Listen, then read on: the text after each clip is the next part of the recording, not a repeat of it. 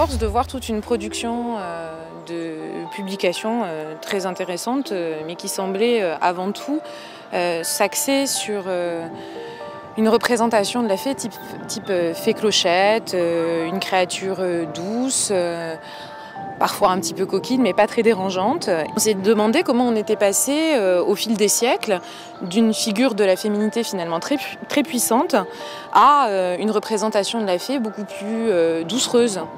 Donc ça a été le point de départ de ce projet.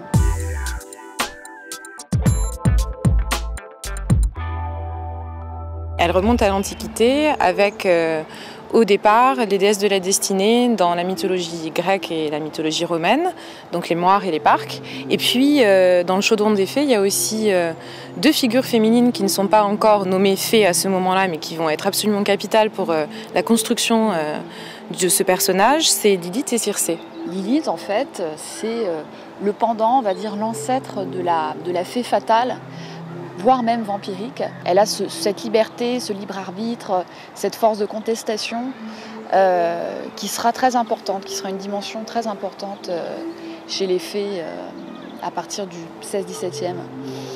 Et donc on a la magicienne Circé qui est celle qui transforme en fait les hommes en animaux. Donc ça, ce poncif de la transformation, on va le retrouver aussi beaucoup au XVIe, au XVIIe.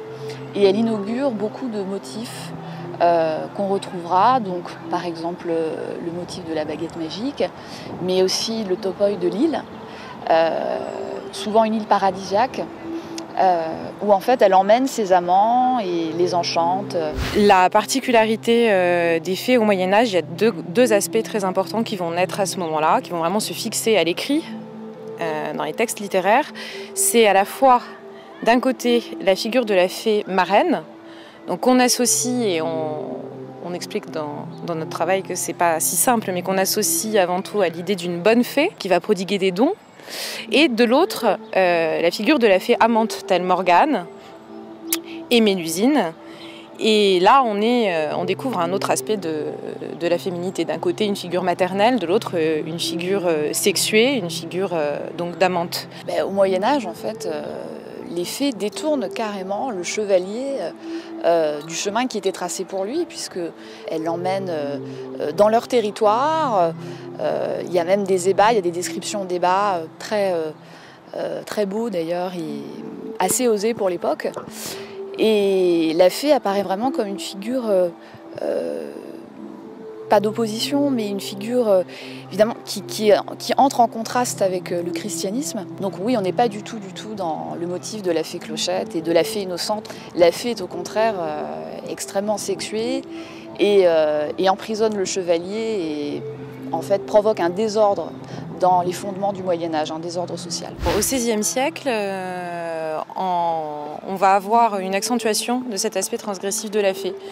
Dans le Roland Furieux de Larios, par exemple, la fée ravisseuse d'hommes va s'affirmer à travers le personnage d'Alcine, par exemple.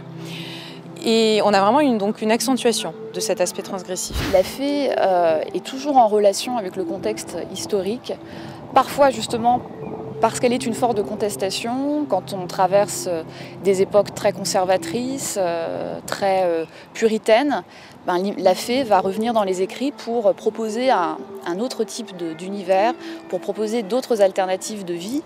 Et ça passe par exemple par la proposition en fait, de modèles de femmes libérées sur le plan sexuel.